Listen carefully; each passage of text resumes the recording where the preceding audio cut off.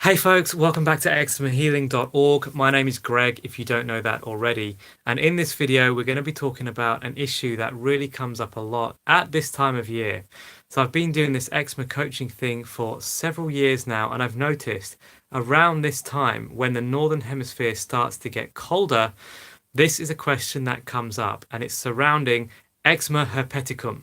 So the first thing is, what is eczema herpeticum? Is it the same as eczema? What should I be doing about it?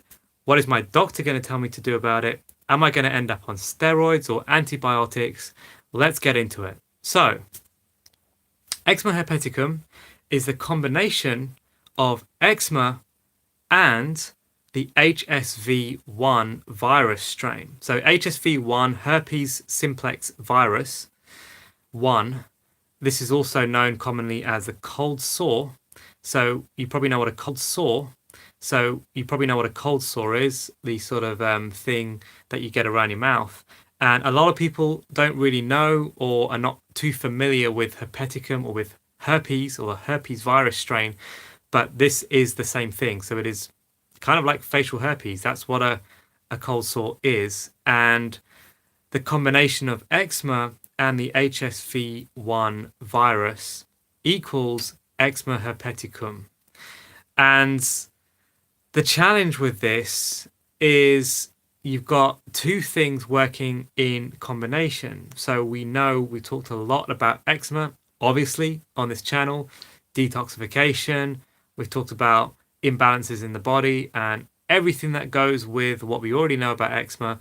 But then when you throw this HSV1 virus strain into the mix, it becomes a different beast.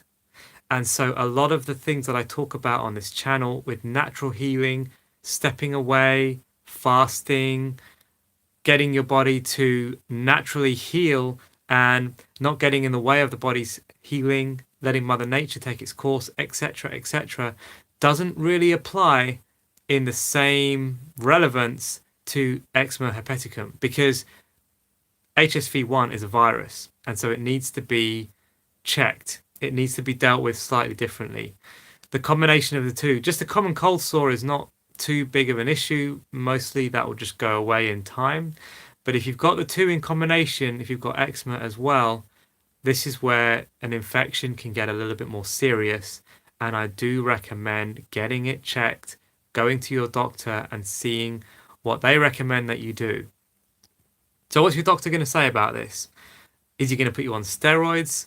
Most probably not, unless your eczema is really bad. And again, depending on where you live and how potent steroids are in your particular doctor's armory.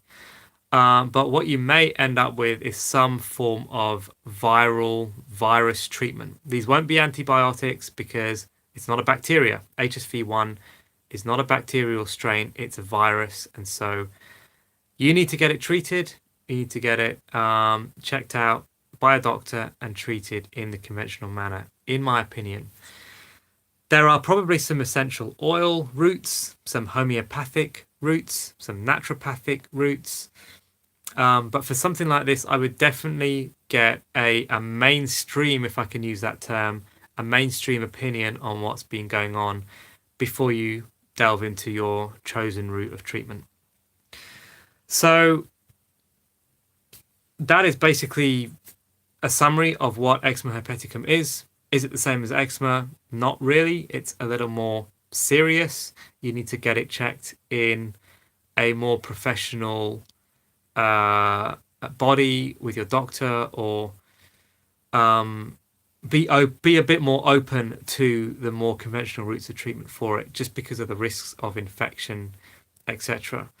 You got to know as well that the symptoms don't necessarily show up straight away. So if you are in a situation where you could have contracted a virus like herpes or like facial herpes, or a cold sore, eczema herpeticum, where it came from, think back over the last up to a week, or maybe even longer than that, like 12 days, because the symptoms may not necessarily show up straight off the bat. So if you're showing symptoms now, but you haven't done anything in the last couple of days, where you could have contracted this, think back a little further, because you may have done something prior to the last few days that has resulted in these symptoms showing up now. So that's what it is. That would be my recommendation. It's a question that comes up a lot at this time of year, with cold sores being rife and temperatures changing around the Northern Hemisphere.